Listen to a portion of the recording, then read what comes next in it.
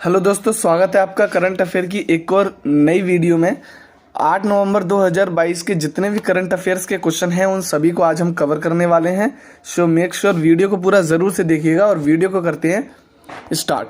Video को start करते हुए सबसे पहला आज का हमारा क्वेश्चन है कि प्रतिवर्ष राष्ट्रीय कैंसर जागरूकता दिवस कब मनाया जाता है। ऑप्शन आपके सामने, पहला ए 7 नवंबर, बी 8 नवंबर, सी 9 नवंबर और डी 10 नवंबर।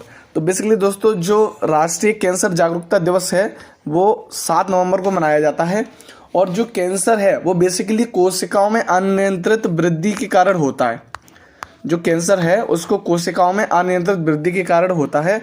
और कैंसर का इलाज तभी संभव है जब आपको शुरुआती दौर में ही पता चल जाता है कि इसको कैंसर हो चुका है या किसी शख्स को कैंसर हो चुका है। तो कैंसर का इलाज तभी संभव है जब आपको शुरुआती दौर में ही पता चल जाए कि कैंसर इसको हुआ है या हो चुका है। और उसी के साथ जो कैंसर का अध्ययन है उसको हम ऑन्कोलॉजी कहते हैं। इसको भी आपको याद रखना है कि जो कैंसर का अध्ययन है या कैंसर की स्टडी है उसको ऑन्कोलॉजी कहते हैं। और हर साल जो वर्ल्ड कैंसर डे है, यानी कि विश्व के स्तर पर जो वर्ल्ड कैंसर दिवस है, वो 4 फरवरी को मनाया जाता है। तो आपको ये चीज़ें याद रखनी है। और जो प्रतिवर्ष राष्ट्रीय कैंसर जागरूकता दिवस है वो हर साल 7 नवंबर को बनाया जाता है। उसी के साथ अब हम चलते हैं हमारे अगले क्वेश्चन पर।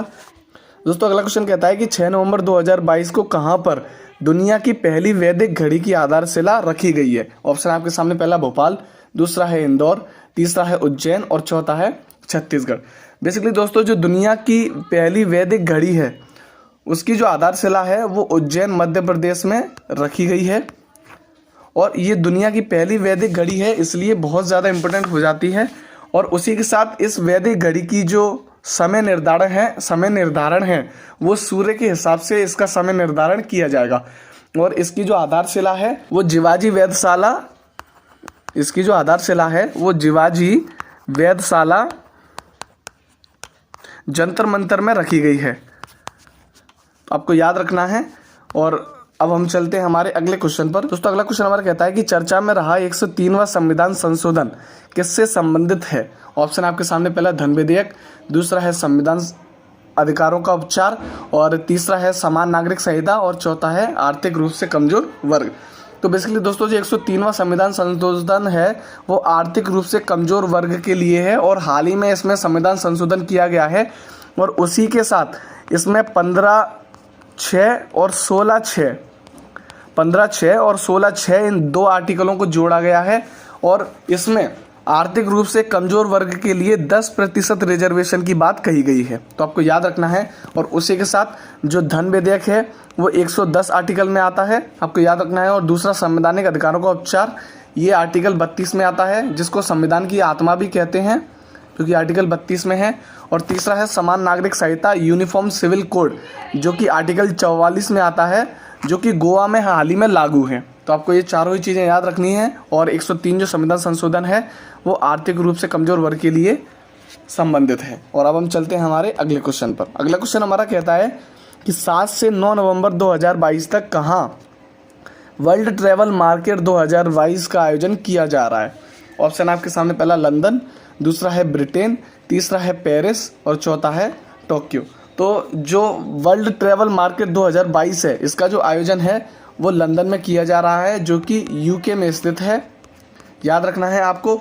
और इसकी जो थीम है वो बेसिकली ज़्यादा इम्पोर्टेंट तो नहीं है आपके लिए, लेकिन फिर भी आपको याद रखनी है कि इसकी जो थीम है वो है the future of travel starts now. याद रखनी है आपको। और उसी के से यहाँ पर कुछ और क्वेश्चन है, जिसमें से पहला है ब्रिटेन। तो हाल ही में जो ब्रिटेन के नए प्रधानमंत्री चुने गए हैं वो है ऋषि सुनक। और दूसरा पेरिस, जो फ्रांस की राजधानी है, ये भी याद रखना है आपको।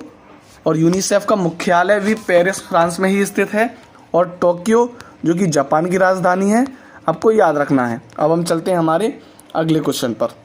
और इसका जो आंसर है वो है लंदन, यूके। अब हम चलते हैं हमारे अगले क्वेश्चन पर। अगला क्वेश्चन हमारा कहता है कि हाल ही में किसे राष्ट्रीय स्मारक प्राधिकरण नेशनल मॉन्यूमेंट्स अथॉरिटी का अध्यक्ष बनाया गया है। ऑप्शन आपके सामने, पहला राजीव कुमार, दूसरा है दिलीप तिर्की, तीसरा है किशोर कुमार और चौथा है रोजर बिन्नी। इसका जो राइट आंसर है वो है किशोर कुमार। किशोर कुमार जी को नेशनल मॉन्यूमेंट्स अथॉरिटी का अध्यक्ष बनाया गया है। और उसी के साथ यहाँ पर कुछ और क्वेश्चन है, जिसमें पहला है राजीव कुमार। राजीव कुमार जो है वो मुख्य चुनाव आयुक्त हैं, चीफ इलेक्शन कमीशन मुख्य चुनाव आयुक्त चुने गए हैं। और जो दिलीप तिर्की हैं वो इंडिया हॉकी के अध्यक्ष हैं, इंडिया हॉकी के अध्यक्ष हैं, याद रखना है आपको। और जो रोजर बिन्नी हैं वो बीसीसीआई के अध्यक्ष हैं। और जो नेशनल मॉन्यूमेंट्स अथॉरिटी है इसके जो अध्यक्ष चुने गए हैं वो हैं किशोर कुमार, याद रखना है। अब हम चलते हैं हमारे अगले क्वेश्चन पर। दोस्तों अगला क्वेश्चन है हमारा कि हाल ही में किसे फ्रांसीसी सरकार द्वारा सेविलियर पुरस्कार से सम्मानित किया गया है। तो जो सेविलियर पुरस्कार है उससे जो सम्मानित किए गए हैं वो हैं अरुणा साईराम।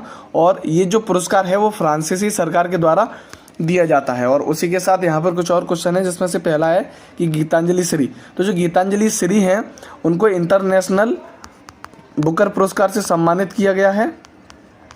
और जो स्वांते पाबो हैं उनको बायोलॉजी के क्षेत्र में नोबेल पुरस्कार दिया गया है, याद रखना है आपको, बायोलॉजी के क्षेत्र में नोबेल पुरस्कार। और जो फ्रांसिस कैरे हैं वो पहले अफ्रीकन हैं जिनको प्रित्जर पुरस्कार से सम्मानित किया गया है, और जो कि आर्किटेक्चर से संबंधित है। तो आपको ये भी याद रखना है कि गीतांजलि श्री जो कि इंटरनेशनल बुकर पुरस्कार से, स्वांते पावो जो कि बायोलॉजी से, और जो फ्रांसिस कैरे हैं वो पहले अफ्रीकन है जिनको प्रित्जर पुरस्कार से सम्मानित किया गया है।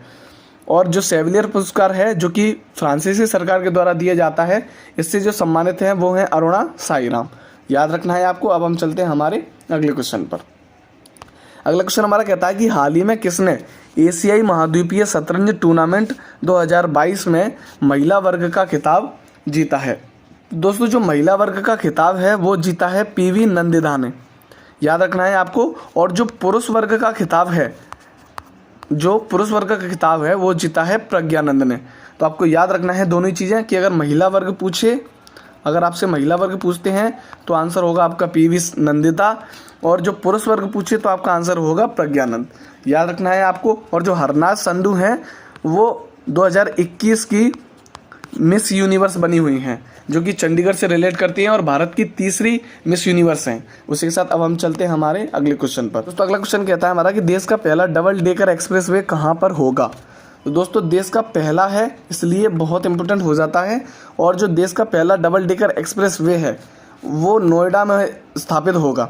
आपको याद रखना है कि देश का जो पहला डबल डेकर एक्सप्रेसवे है वो नोएडा में बनाया जाएगा। और उसी के साथ यहाँ पर कुछ और ऑप्शन हैं, जिसमें से पहला है दिल्ली।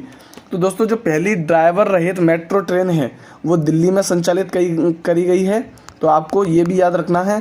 और जो सूरत है उसमें मेट्रो का पहला स्टेशन बनाया गया है भारत में। और जो जयपुर है उसमें पहली मेडिकल ओपीडी टावर बनाया जाएगा, भारत का पहला मेडिकल ओपीडी टावर बनाया जाएगा। तो आपको ये तीनों ही चीज़ें याद रखनी है, क्योंकि तीनों ही पहली हैं, इसलिए बहुत इंपॉर्टेंट हो जाते हैं। दिल्ली में पहली बार ड्राइवर रहित मेट्रो ट्रेन, सूरत में भारत का पहला मेट्रो रेलवे स्टेशन, जयपुर में भारत का पहला ओपीडी टावर बनाया जाएगा, मेडिकल ओपीडी टावर। और उसी के साथ जो देश का पहला डबल डेकर एक्सप्रेसवे है वो नोएडा में बनाया जाएगा, याद रखना है आपको। अब हम चलते हैं हमारे अगले क्वेश्चन पर। अगला क्वेश्चन हमारा कहता है कि हाल ही में एक वर्ष में 1000 T20 इंटरनेशनल रन बनाने वाले पहले भारतीय खिलाड़ी कौन बने हैं। ऑप्शन आपके सामने, पहला विराट कोहली, दूसरा है सूर्य कुमार यादव, तीसरा है मोहम्मद रिजवान, और चौथा है यजुवेंद्र चहल। तो बेसिकली दोस्तों जो 1000 रन T20 इंटरनेशनल में रन बनाने वाले जो पहले भारतीय हैं वो हैं सूर्य कुमार यादव, याद रखना है आपको। और जो T20 में सबसे ज़्यादा रन बनाने वाले हैं वो हैं विराट कोहली। तो आपको दोनों ही चीज़ें याद रखनी है, क्योंकि दोनों में डिफरेंस है। अगर आपसे ये पूछता है कि एक वर्ष में 1000 T20 इंटरनेशनल रन बनाने वाले पहले भारतीय कौन हैं, तो वो हैं सूर्य कुमार यादव। और अगर आपसे ये पूछता है कि T20 में सबसे ज़्यादा रन बनाने वाले कौन हैं, तो वो हैं विराट कोहली। और उसी के साथ यहाँ पर एक और नाम है मोहम्मद रिजवान। मोहम्मद रिजवान भी हैं जिन्होंने 1000 T20 इंटरनेशनल रन बनाने वाले ये भी खिलाड़ी हैं, जो कि पाकिस्तान से रिलेट करते हैं। तो पूरे वर्ल्ड में अभी तक सिर्फ 2 ही ऐसे खिलाड़ी हैं जिन्होंने एक वर्ष में 1000 T20 इंटरनेशनल रन बनाए हैं। पहले हैं सूर्य कुमार जो कि इंडिया से रिलेट करते हैं, और दूसरे हैं मोहम्मद रिजवान जो कि पाकिस्तान से रिलेट करते हैं। तो आपको याद रखना है। और जो यजुवेंद्र चहल हैं उनको T20 में पर्पल कैप दिया गया था। जो पर्पल कैप वाले खिलाड़ी हैं वो हैं यजुवेंद्र चहल, याद रखना है आपको। और उसी के साथ इसका जो आंसर हुआ वो है सूर्य कुमार यादव, जिन्होंने एक वर्ष में 1000 रन T20 इंटरनेशनल रन बनाए हैं। अब हम चलते हैं हमारे अगले क्वेश्चन पर। दोस्तों अगला क्वेश्चन कहता है कि नवंबर 2022 में ऑस्ट्रेलियाई नेवी और भारतीय नौसेना के बीच कौन सा युद्धाभ्यास किया गया। ऑप्शन है आपके सामने, पहला बोंगो सागर, दूसरा है वज्र प्रहार, तीसरा है सिम्बेक्स और चौथा है समुद्री भागीदारी। तो दोस्तों जो समुद्री भागीदारी है वो ऑस्ट्रेलिया और इंडिया के बीच में होता है। तो आपको याद रखना है कि ये जो समुद्री भागीदारी है वो इंडिया और ऑस्ट्रेलिया की नौसेना के बीच में आयोजित होता है। और उसी के साथ यहाँ पर कुछ और ऑप्शन है, जिसमें से पहला है बोंगो सागर। तो जो बोंगो सागर है वो इंडिया और बांग्लादेश के बीच में होता है, और जो वज्र प्रहार है वो इंडिया और USA यानी कि अमेरिका के बीच में होता है, और जो सिम्बेक्स है वो इंडिया और सिंगापुर के बीच में होता है। तो आपको याद रखना है कि बोंगो सागर इंडिया और बांग्लादेश, वज्र प्रहार इंडिया और USA, सिम्बेक्स जो कि इंडिया और सिंगापुर के बीच में होता है, और जो ऑस्ट्रेलियाई नौसेना भारतीय नौसेना है उनके बीच में समुद्री भागीदारी अभ्यास होता है। इसी के साथ दोस्तों आज के 10 क्वेश्चन हुए कंप्लीट, और अब हैं आपके लिए आज के कुछ महत्वपूर्ण प्रश्न, जिसमें से पहला है कि भारत का पहला मेट्रो स्टेशन किस शहर में बनाया गया। दूसरा क्वेश्चन है आपके लिए T20 में सर्वाधिक रन बनाने वाले खिलाड़ी कौन बने हैं। क्वेश्चन को आपको ध्यान से पढ़ना है, उसके बाद आपको आंसर देना है। और तीसरा है आपके लिए कि अनुच्छेद 44 यानी कि आर्टिकल 44 किससे संबंधित है। तीनों ही क्वेश्चन का जो डिस्कस है वो हम पिछले 10 क्वेश्चनों में कर चुके हैं, इसलिए आपको इन तीनों क्वेश्चनों के जो आंसर हैं उनको कमेंट बॉक्स में कमेंट करना है, और उसी के साथ आज की आंसर की आप देख सकते हैं। और अगर आपको PDF डाउनलोड करनी है तो डिस्क्रिप्शन में PDF की लिंक दी हुई है, वहाँ से जाकर आप PDF को डाउनलोड कर सकते हैं। रोज़ करंट अफेयर्स को पढ़ने के लिए चैनल को सब्सक्राइब ज़रूर से कीजिए। मिलते हैं किसी नेक्स्ट वीडियो में, तब तक के लिए जय हिंद।